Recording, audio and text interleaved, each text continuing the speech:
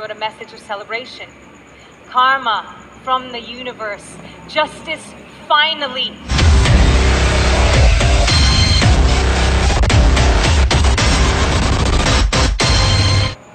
And like you just want to tell everybody what happened. You're like, something bad happened to me.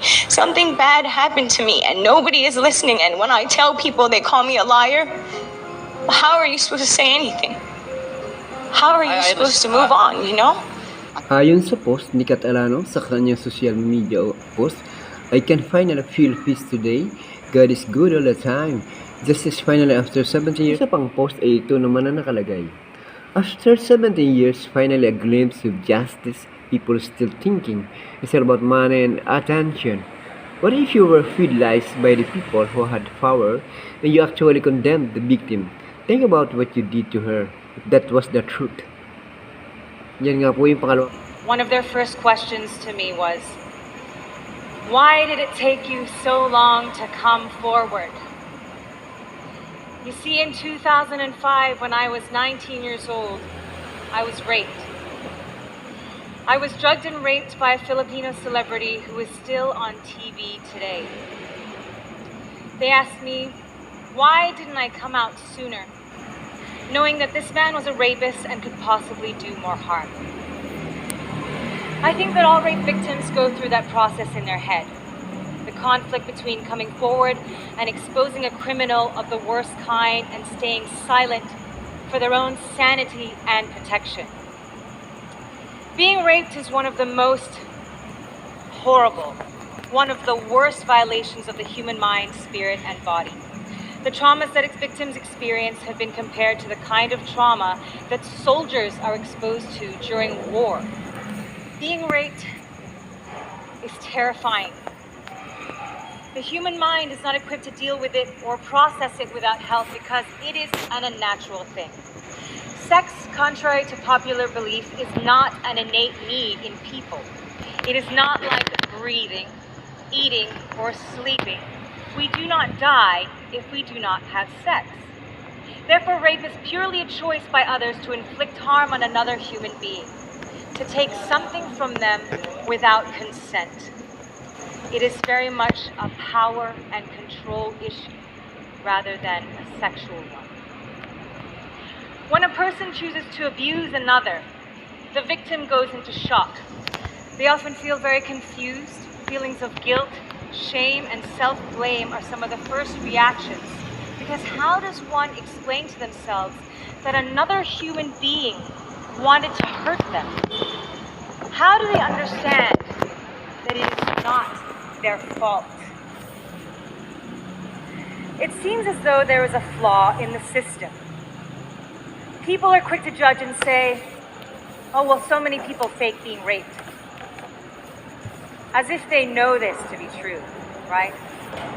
On the contrary, in a study done in the United States a few years ago, they found that only 2% of all reported rape cases were found to be false, which means that a whopping 98% of them were true. Yet still people claim that most rape cases are fake. Here in the Philippines, we've never had a survey on how many reported rape cases are fake, and I'll tell you why. As it stands, we only have a very small fraction of the actual number of rapes in the country because people are still too afraid to come forward about having been raped. Our culture of shame and saving face have meant that most victims would rather live and die in silence than face the backlash of society's judgments on something as horrific as rape. You see, in our country, instead of crucifying the rapist, we nail the victims to a I was outraged. I took to social media and I fought back, telling people they had no right to treat her that way, that they had no idea who a rapist was or could be, and that they shouldn't promote rape culture. Privately on my personal Facebook, I wrote a message of celebration. Karma from the universe. Justice finally after 9 years. Of course, someone leaked my statements to the press and my life was destroyed. And I had known all along that this is what would have happened had I come forward. You see, a few years after I was raped, I had spoken to a friend of mine who was also in the showbiz industry. To my surprise, I discovered that she and I had been through a similar experience, and that her perpetrator is a very good friend of the man who raped me. She told me, this kind of stuff happens all the time, but you can't talk about it. If you do, you won't work in the industry anymore. 9 years later, after another woman claimed to have been raped by the man who raped me, I found out just how true that statement was. I stopped working, and not by choice. I was in the running for several jobs that I was supposed to host for, and they all dropped me. I couldn't get hired for anything. My management, they tried to save me. They tried to get me to retract my statements and stay quiet, but the damage was done. No matter how professional and experienced of a host I was, it meant nothing. The industry I had grown up in since I was 18 years old had chewed me up, spat me out, and left me out in the cold, just like I had known would happen all those years ago. And as if that wasn't enough, I was publicly destroyed, bashed by thousands of people calling me horrific names. My family and friends disappeared, and I was too scared to even be home alone by myself. I even received death threats for speaking up. Now, some people might ask, why keep speaking up then? Why continue this battle if it has cost you so much? Why not just stay quiet and walk away? Or my favorite, why don't you just file a case? It's interesting that I worked for the same media company as my rapist all those years ago, because I was given very clear insight into the behind-the-scenes operations when it comes to something as scandalous as this. I suppose when you control the news and media, it is very easy to cover these things up. We all know how much fear is a factor in keeping people quiet here in the Philippines. I have seen and heard things that would make you never want to watch our television stations again. Women and men being groped and molested, raped and abused.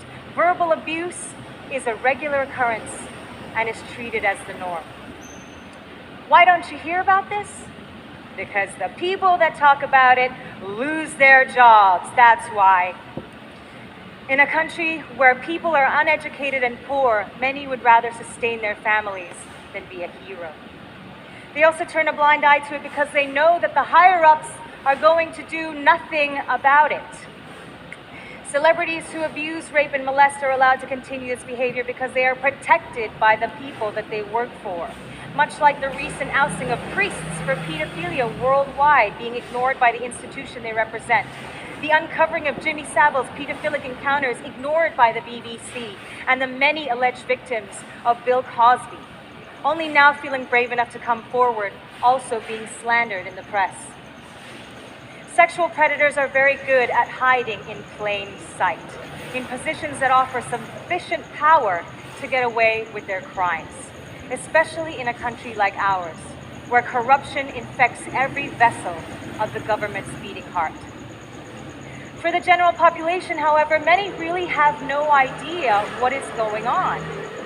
You see, for many reasons we will not delve into, the issue of sex education has been kept on a very unstable platform.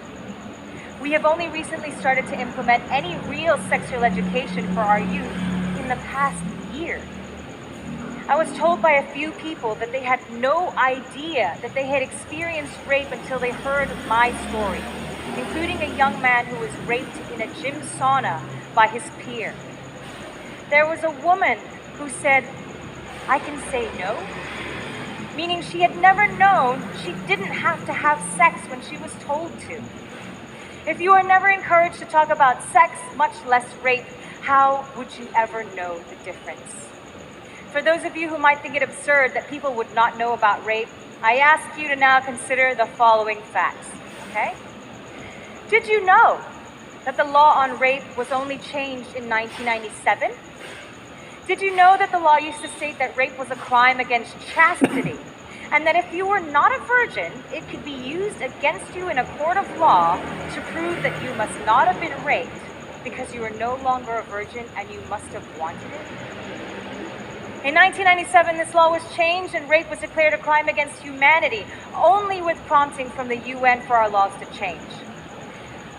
Now, you would think that the judges and lawyers presiding in these kinds of cases would know that the law has been amended and therefore rule for or against said cases with the new facts and laws in mind, right? We went to go and visit a judge who mistakenly said to me that rape was a crime against chastity. I corrected him and said, "Sir, actually it's a crime against humanity." You know what he did? He laughed at me.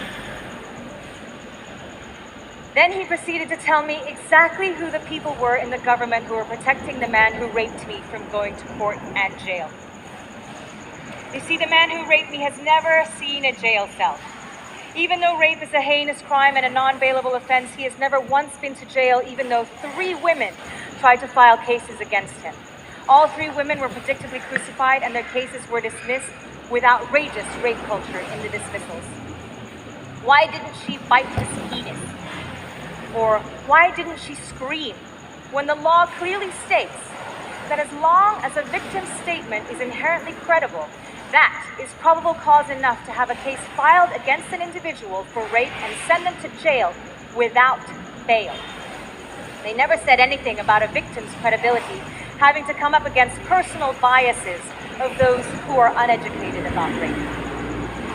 To quote one of the top lawyers in our country, the ordinary courts do not have briefings on rape and rape culture.